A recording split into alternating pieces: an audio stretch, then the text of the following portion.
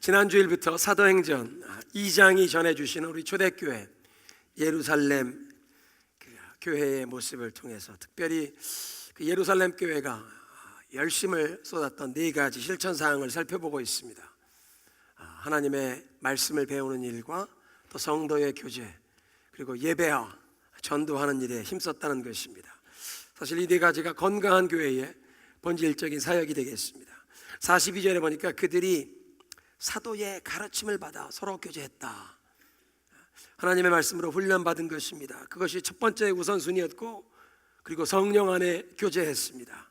세 번째 저들이 힘썼던 것을 제가 이제 예배 생활이라고 그렇게 생각했는데요, 함께 떡을 떼고 또 기도를 했다는 것입니다.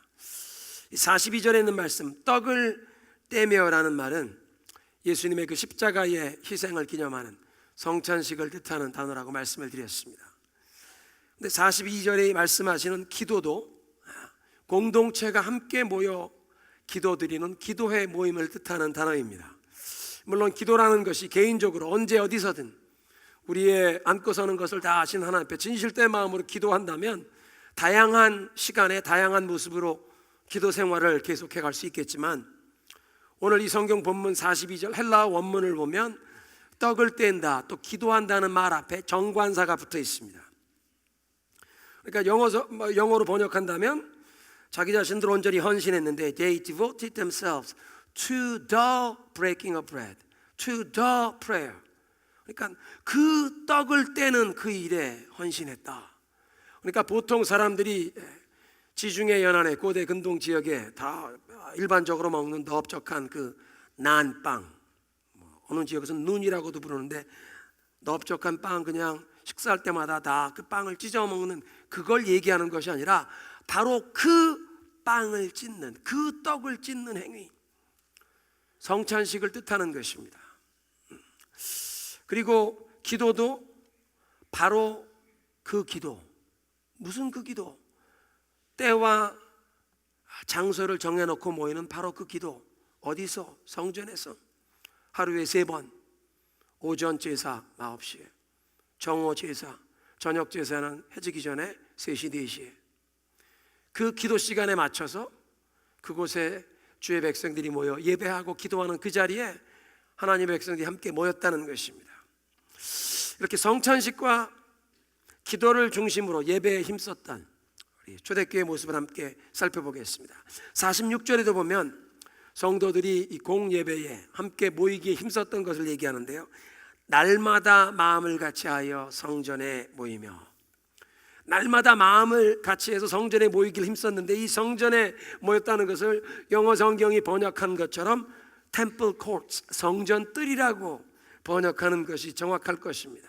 성전 경내에서도 아마 이방인의 뜰, The Courtyard of the Gentile, 이방인의 뜰에 모였을 것입니다. 역사학자들에 의하면 유대인들의 가장 큰 명절이었던 유월절 같은 때에는 이 성전 뜰에 한 20만 명의 사람이 운집하게 됐다는 것입니다. 오순절에 성령의 충만함을 받은 그 제자들이 120명이 더 이상 마가의 다락방에 가만히 있을 수가 없었습니다. 저희들의 심령이 뜨거워졌습니다. 기쁨으로 충만했습니다. 예수 그리스도가 어떤 분이신가를 증거하기를 원했습니다. 부활하실 뿐 아니라 승천하셔서 하늘 보좌 우편에 앉으시고 이제 우리에게 성령으로 세례 주신 하나님의 아들, 인류의 구원자, 그 예수님의 소식을 전하기 위해서 뛰쳐나가 수많은 사람들에게 방언으로 복음을 전했던 것, 아마 성전 뜰이었을 것입니다. 그리고 수많은 모여있는 사람들에게 베드로가 설교를 하고 그 가운데 3,000명이 예수를 믿기로 작정을 하고 세례를 받았던 날, 베드로가 설교했던 것도 아마 바로 그 성전 앞 광장이었을 것입니다. 그래서 47절은 성도들이 날마다 그 성전 뜰에 다시 모였다는 것입니다. 날마다 다시 그 자리에 모여서 성도의 교제가 일어났고, 그곳에서 무엇보다 하나님을 찬미하며 하나님께 예배 드린 것입니다. 그런데 초대교회는 날마다 이렇게 성전 경내에서 모인 것만 아니라 성도들의 가정집에서 모일 수밖에 없었습니다. 46절에 보니까 집에서 떡을 떼며 기쁨과 순전한 마음으로 음식을 먹었다. 42절에도 떡을 떼었다고 얘기했는데 46절에 다시 한번 집에서 떡을 떼었다는 말씀을 하시는 것은 초대교회가 어디서 이 성찬식을 행했는지를 보여주시는 그런 말씀입니다. 저들이 성전 경내에서는 성찬식을 행할 수가 없었습니다. 모든 유대인들이 다 성찬식에 참여할 수 있는 것이 아닙니다. 예수 그리스도께서 하나님의 아들이시오 자기들을 위한 구원자 메시아이심을 믿는 자들만이 이 성찬을 받을 수가 있는 것입니다. 또 성전 경내에서 성전 관리들이 그런 성찬식을 허락할 리 만무였습니다. 기독교인들만의 독특한 의식이었기 때문에 가정집에서 모여서 성찬식을 거행할 수밖에 없었습니다. 역사학자들은 초대교회 초기에 이 가정에서 성찬식을 행하다가 점점 가족 모임에서 음식이 이제 가짓수가 늘어난 것입니다. 처음엔 그냥 떡을 떼고 포도즙만 나눴는데 점점 호스트하는 사람 내가 음식 몇 가지 더 가져올게. 성도들의 교제가 사랑이 뜨거워지다 보니까 그냥 떡만 떼는 것이 아니라 이젠 야 저녁도 같이 하자. 충분히 저희 교회 우리 타코마 중앙장로교회 이 분위기 같아도 충분히 이해가 될 것 같아요. 성찬식만 몇 번 모이도 야 성찬식만 가지고 안 된다 식사하자. 그래서 애찬식이 생겼습니다. 그냥 성찬식이 아니라 애찬식 식사를 같이 하는 것입니다. 그러다가 세월이 흘러 교회당이라고 하는 건물이 별도로 생긴 다음에 교회당에서 모일 때에는 떡과 잔만 나누는 성찬식을 하고 가정 모임에선 계속 애찬식이 이어졌다는 그런 교회 역사가들의 얘기가 있습니다. 본래 이 성찬식은 모세 시대로부터 유대인들에게 가장 큰 명절인 유월절 만찬을 가정에서 행하던 그 유월절 만찬을 예수님이 그 의미를 바꿔주신 것입니다. 애굽에서 노예 생활하던 하나님의 백성들을 하나님께서 큰 구원의 손길로 저들을 자유케 하시는데 유월절 양을 죽여서 그 피를 문 임방과 문설주에 발라 죽음의 천사가 그 집을 뛰어넘어가게 하고 장자 죽음의 재앙을 면하게 하시고 그래서 그 바로의 압제에서 구원해 주신 하나님의 구원의 역사를 기념하는 그 잔치가 유월절 만찬이었습니다. 그런데 예수님께서 십자가에 달려 돌아가시기 전날 저녁 제자들과 마지막 함께 하셨던 만찬이 바로 그 유월절 만찬이셨습니다. 최후의 만찬이 다름 아닌 유월절 만찬이었습니다. 근데 그 유월절 만찬 석상에서 예수님께서 지금까지 제자들이 들어보지 못한 이상한 말씀을 하십니다. 이 빵을 그 넓적한 빵을 찢으시면서 이것은 너희를 위하여 주는 내 몸이니 이것을 행하여 나를 기념하라. 이상하다. 잔을 주시면서 말씀하십니다. 너희를 위하여 내 피로 세우는 새 언약의 잔이라.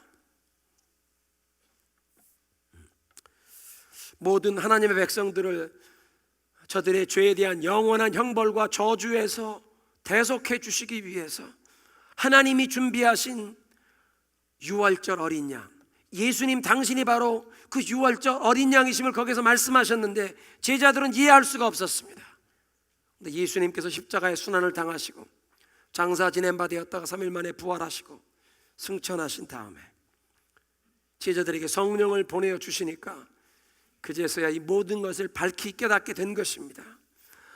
이제야 주님께서 그날 저녁에 빵을 우리에게 떼어주시면서 이것은 너희를 위하여 주는 내 몸이라 이것을 행하여 나를 기념하라 하신 것이 무슨 뜻인지 알겠다.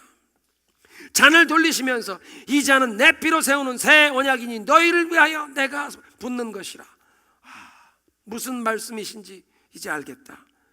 십자가에서 못 박혀 그 빵을 찢기듯 당신의 몸이 우리를 위하여 찢기시고 모든 물과 피를 우리를 위해 흘리실 것을 말씀하신 것이었구나.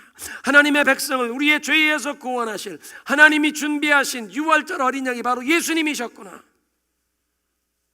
본래 유월절 만찬은 1년에 한 번만 유월절 기간에 합니다.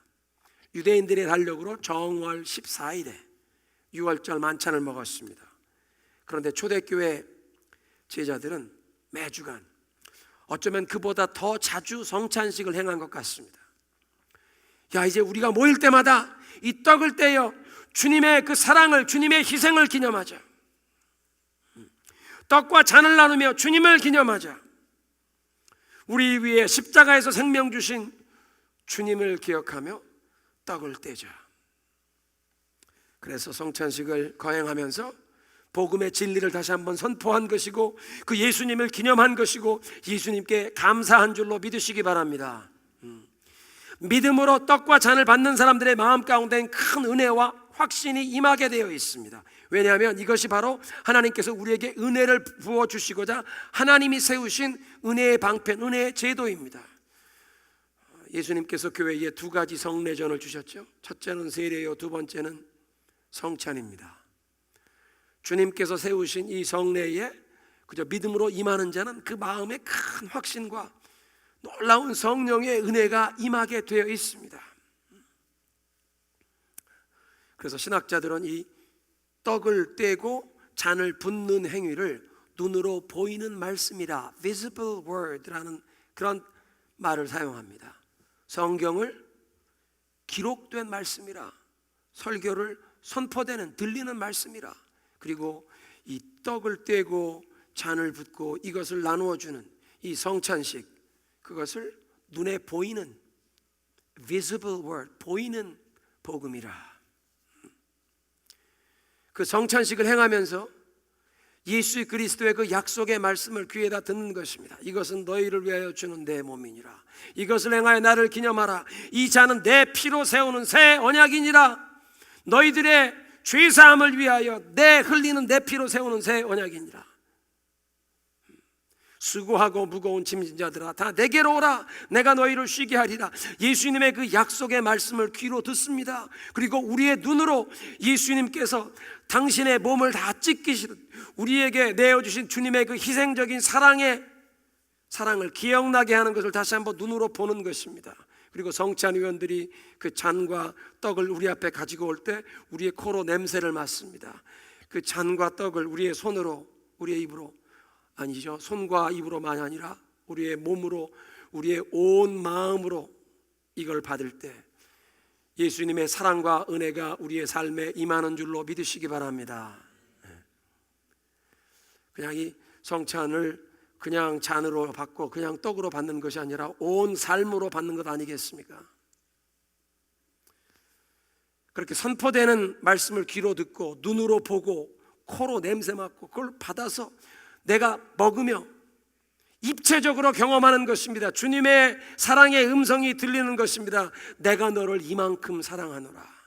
내가 지금 입에 맛보는 그 떡, 그 잔처럼 내가 너를 이렇게 실질적으로 사랑하노라. 너를 위해 내 몸을 찢고 내 물과 피를 다 쏟을 만큼 나는 너를 영원히 사랑하노라. 내가 너를 결코 포기하지 않으리라.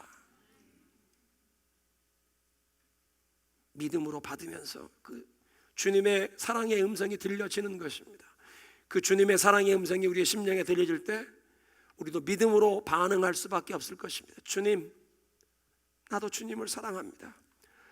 아직도 허물이 많고 부족하고 죄가 많지만 나도 주님을 더 사랑하고 싶습니다. 주님 감사합니다. 나를 위해 생명 주신 주님 감사합니다.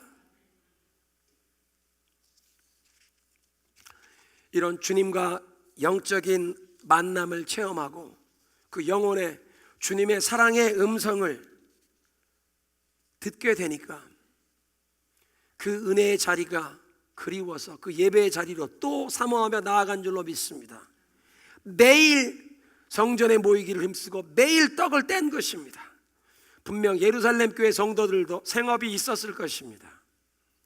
그렇지만 매일 성도들이 성전에 모이기를 힘쓰고 또 집에 모여 떡을 떼었다는 것은 보면 그 성도들의 이 사랑의 교통이, 성도의 교제가 얼마나 즐거웠으면 분명 아침 일찍 밭에 나가서 일하고 저녁에 왔으면 피곤할 텐데도 오늘 어디 모이지? 그 김 집사님네 집, 그 집에 찾아가는 것입니다.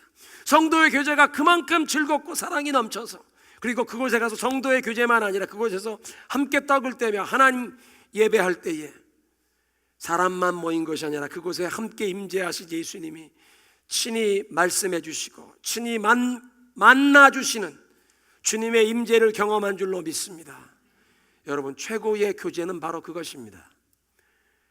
우리가 성도들이 함께 모여 그냥 우리들끼리 좋은 마음 통하는 얘기하는 것이 아니라 우리 가운데 주님이 임재하신 것을 경험하는 신령한 예배 함께 드리는 것, 주님의 임재를 함께 체험하는 기도와 주님의 영광의 임재를 함께 누리는 그런 찬양과 경배의 시간, 여러분 그것이 가장 정말 기쁨이 넘치는 만족스러운 우리의 영혼에 가장 큰 행복을 주는 그런 성도의 교제의 시간인 줄로 믿으시기 바랍니다. 초대교회 성도들이 함께 하나님을 예배하면서 이 떡을 떼는 성찬식을 통해서 놀라운 영적인 기쁨과 그 하늘의 위로, 세상이 줄 수 없는 이 놀라운 기쁨과 행복, 만족을 경험했기에, 매일매일 새로운 힘을 얻었기에 매일 모였다는 것입니다. 예루살렘 교회가 힘썼던 이제 기도 생활을 한번 살펴보겠습니다. 예수님께서 십자가에서 순환당하시고 부활하신 후에 40일 동안 제자들에게 나타나시며 당신이 정말 살아계신 것을, 다시 죽음의 권세를 깨뜨리시고 부활하신 것을 저들에게 보여주셨고, 하나님의 나라의 일을 말씀하시다가 하늘로 들러 올라가셨습니다. 그런데 예수님께서 승천하시기 전에 제자들에게 마지막으로 당부하시죠. 너희들은 이 도시를 떠나지 말고 아버지께서 너희들에게 약속하신 것을 기다리라. 세례 요한은 사람들에게 물로 세례를 베풀었지만 너희는 몇 날이 되지 못하여 성령으로 세례를 받으리라.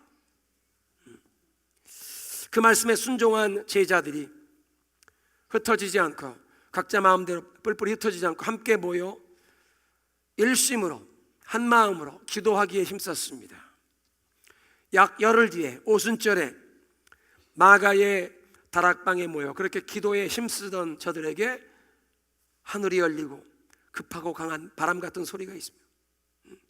저들이 있는 곳에 그 성령이 임하시는데 각 사람 위에 불의 혀같이 갈라지는 것들이 보이는, 그리고 갑자기 성령의 충만하게 하심을 받아서 모든 사람들이 방언으로 하나님의 놀라운 행사를 증거하기 시작했다는 것입니다. 그런가 하면 그날 베드로의 설교를 듣고 3,000명이 세례를 받고 예수를 믿게 되었습니다. 예수님 말씀대로, 예수님 분부하신 대로 흩어지지 않고 순종하여 함께 모여서 기도하던 120명의 제자들은 아마 성령 세례를 받은 후에도 계속 기도 생활에 힘썼을 것입니다. 여러분, 성령을 충만히 받고 나면 기도에 불이 붙게 될 줄로 믿습니다. 성령께서 기도하게 만드십니다. 어떻게 기도해야 할지, 무엇을 기도해야 할지 우리의 기도를 인도해 주실 줄로 믿으시기 바랍니다. 기도를 통해 하늘이 열리고 하나님과 교통하는 것을 경험하면 세상이 줄 수 없는 놀라운 행복과 만족과 기쁨을 경험하는 것입니다. 아직 문제가 해결되지 않았는데도 주님을 만나고 나오면 그렇게 마음에 놀라운 평안과 기쁨이 있는 것입니다. 세상의 어떤 어려운 문제도 다 이겨낼 수 있는 그 놀라운 기쁨과 평안을 주님과의 교통함을 통해 경험할 줄로 믿습니다. 그래서 오순절에 이렇게 성령 충만함 받고 기뻐하는 사람들을 보고, 이 믿지 않는 사람들이 보고 저 사람들 세술에 취했구나. 세술에 취한 거죠. 세상이 줄 수 없는 술, 세상이 줄 수 없는 행복과 기쁨과 만족, 오직 성령께서 그런 기쁨을 주시는 줄로 믿습니다. 여러분, 이것이 사실은 기도의 가장 큰 목적입니다. 하나님과 교통하며 하나님과 친밀한 이 소통을 경험하는 것, 그것이 기도의 첫 번째 목적입니다. 많은 분들은 기도의 목적, 내가 기도의 제목 가지고 나아가면 이거 응답 받아야 한다고 생각하는데, 그 기도의 제목 응답 받는 것은 사실은 마지막이고, 무엇보다 먼저 살아계신 하나님과 내가 독대하고 하나님과 교통할 수 있다는 것, 그것이 가장 큰 축복인 줄로 믿습니다. 또 하나님과 함께 친밀한 교통하는 가운데 하나님께서는 하나님의 원리, 하나님의 방법, 하나님의 길을 우리에게 가르쳐 주십니다. 하나님의 길, 하나님의 원리, 하나님의 방법을 가르쳐 주실 때 믿음으로 거기에 반응하다 보면 하나님께서 또 문제 해결의 길도 열어주시는 줄로 믿습니다. 기도의 목적입니다. 첫째는 하나님과 교통하는 것입니다. 하나님과 통하는 것입니다. 두 번째는 하나님의 길, 하나님의 원리, 하나님의 방법을 배우는 것입니다. 그러다 보면 문제도 해결받게 된다는 것입니다. 성령이 도와주셔야 기도 생활에 불이 있습니다. 성령께서 무엇을 어떻게 기도해야 할지 깨우쳐 주시기 때문입니다. 기도하고 싶은 그 심령에, 영혼의 갈증이 불타듯 일어나게 하신다는 것입니다. 여러분 중에도 이제 성령의 도우심을 힘입어서 이런 기도의 자리로 나아가기를 원하시는 성도들만 아멘으로 화답하시기 바랍니다. 아멘. 로마서 8장 26절에 말씀하세요. 이와 같이 성령도 우리의 연약함을 도우시나니 우리가 마땅히 기도할 바를 알지 못하나 성령께서 말할 수 없는 탄식으로 우리를 위하여 친히 간구하시느니라. 한번 따라하겠습니다. 우리에게도 기도의 영을 부어주소서. 성령 안에서 무시로 깨어 기도하기 원합니다. 성령이여 날 도우사 믿음으로 기도하게 하소서. 성령이여 우리를 깨우치사 믿음으로 기도하게 하시고 하나님과 소통하는 이 기도의 자리로 나아가게 하옵소서. 오순절에 예수를 믿기로 작정했던 사람들, 120명의 다락방에 있던 성도들과 함께 그들이 가장 큰 열심을 내었던 첫 번째 우선순위가 사도들의 가르침을 받는 일이라고 말씀하셨는데요, 사도들은 분명 예수님의 기도 생활에 대해서 저들에게 가르쳤을 것입니다. 왜냐하면 3년 반 동안 따라다니면서 제일 먼저 제자들이 본 것이 예수님의 기도 생활이었습니다. 새벽 오히려 미명에 한적한 곳에 나가사 하나님 아버지와 친밀한 교통을 나누시던 주님, 그렇게 그 전날 밤늦게까지 모든 병자들 고쳐주시느라 기도해 주시느라 피곤하셨던 주님, 다른 제자들 아직도 자고 있는데 주님께서는 아침 일찍 일어나 한적한 곳에 나가 기도하시고 늦게 일어난 제자들이 막 찾아서 주여 주여 모두 주를 찾나이다. 우리가 이제 다른 마을들로 가자. 우리가 거기서도 전도하리니 내가 이를 위하여 왔노라. 다른 사람들을 다 만나기 전에 무엇보다 먼저 하나님을 만나고 하루 일과를 시작하시던 예수님, 매일매일 하나님 아버지를 찾아 만나시던 예수님의 그 기도 생활을 제자들은 3년 반 동안 보아왔다는 것입니다.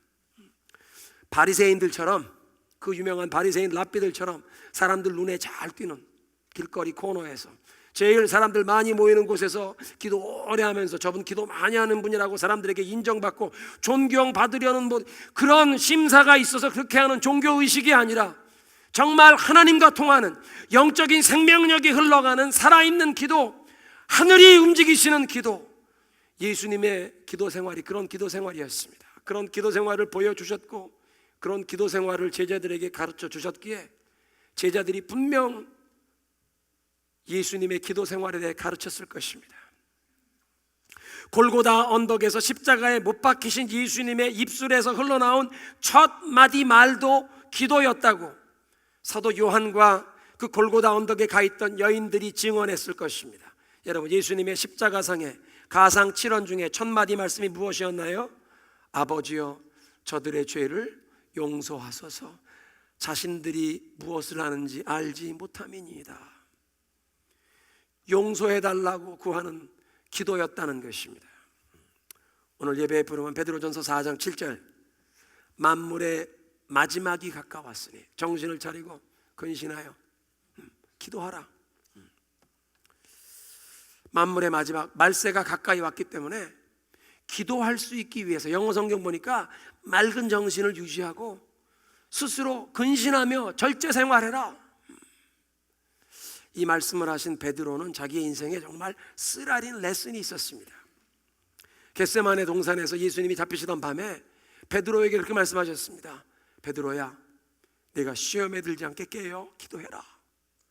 그런데 주님 말씀 듣지는 않고 쿨쿨 잠만 자다가 어떤 일이 일어났습니까? 예수님 잡혀가실 때 자기도 예수님 버리고 도망가고 나중에 멀찌감치 쫓아가고 그랬다간 작은 계집종이 당신도 저 나사렛 사람 따라다니던 사람 아니요? 아니요. 예수님을 모른다고 몇 번씩이나?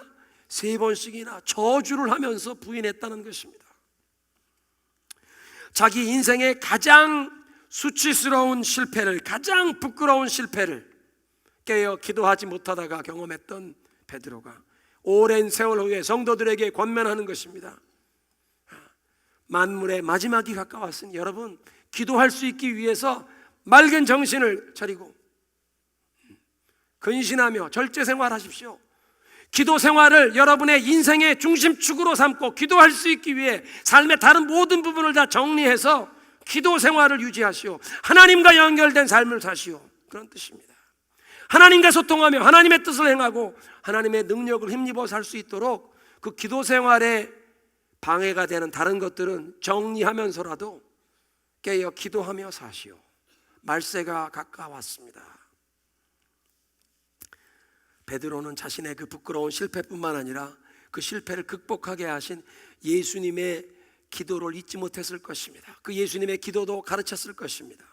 누가복음 22장에 예수님이 베드로에게 말씀하셨죠. 시몬아 시몬아, 보라, 사탄이 너를 밀가부로도 타려고 요구하였으나 그러나 내가 너를 위하여 네 믿음이 떨어지지 않기를 기도하였나니 내가 돌이킨 후에 네 형제들을 굳세게 하거라. 내가 나를 모른다고 비록 3번 부인할지라도 이제 그 실패의 자리에서 나는 더 이상 예수님을 뵐 면목이 없다고 그냥 그 실패의 자리에 엎드려 있지 말고 죄책감과 정죄감에 사로잡히지 말고 거기서 낙심, 절망, 불신앙의 자리로 빠져들어가지 않도록 내가 네 믿음이 실패로 패배로 끝나지 않도록 기도했노라. 그 실수를 딛고 일어나거라.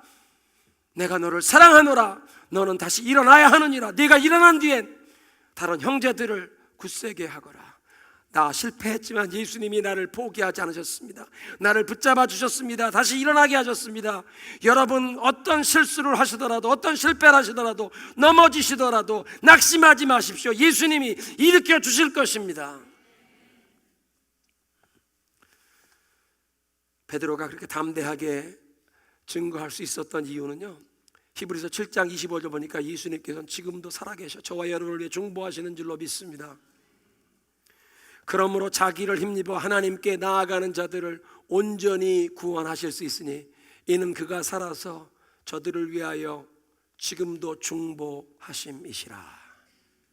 예수님 지금도 살아계셔 저와 여러분을 위하여 중보하시는 줄로 믿으시기 바랍니다. 우리의 믿음이 실패작으로 패배로 끝나지 않도록 우리를 위해 기도해 주시는 줄로 믿습니다. 이런 사도들의 가르침을 통해서 예수님의 기도 생활을 배우면서 예루살렘 교회가 기도에 힘썼다는 것입니다.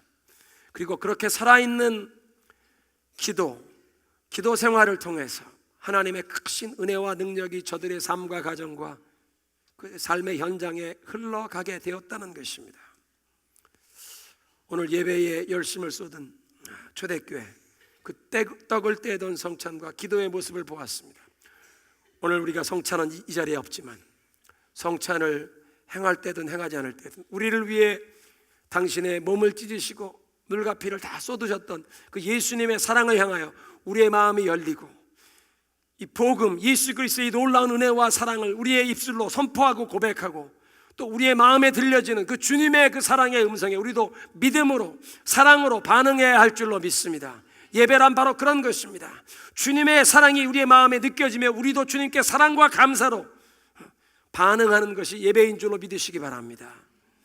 살아있는 기도, 사람들 앞에 보이는 어떤 종교의식이 아니라 하나님과 이 영적인 소통이 이루어지는 하나님과 친밀한 교통입니다. 하나님의 은혜가, 하나님의 마음이 우리에게 부어지는 줄로 믿습니다. 하나님의 지혜와 하나님의 능력이 우리에게 임하는 줄로 믿습니다. 하나님과 동행하는 삶, 기도하는 삶. 성령이여 나를 도우사 나도 어떻게 기도해야 할지 깨우쳐 주시옵소서, 가르쳐 주시옵소서. 기도를 배우기 원하시는 분들은요, 하루에 시간을 정하십시오. 내가 이 시간 30분은 주님과 기도하리라. 그리고 주님 앞에 그냥 앉으셔서 주님 나 기도하는 거 가르쳐 주세요. 성경책 찬송 앞에 놓고 그냥 주님 기도하는 거 가르쳐 주세요. 모르면 주기도문 먼저 읽으시고 내가 아는 찬송 한두 장 부르시고 성경 읽으시면서 기도하는 거 가르쳐 주세요. 성령님이 마음에 생각나게 하는 거, 떠오르게 하는 거, 그냥 그거 주님께 다시 한번 대화하듯 말씀드리다 보면, 그렇게 얼마가 지나가다 보면 성령이 인도하시는 그 믿음으로 기도할 수 있게 될 줄로 믿으시기 바랍니다. 성령은 우리에게 기도하기를 깨우쳐 주시길 원하십니다. 그렇게 기도하시면서 하나님의 놀라운 능력과 은혜가 여러분의 삶에 흘러가는 새해가 되시기를 주님의 이름으로 축원합니다.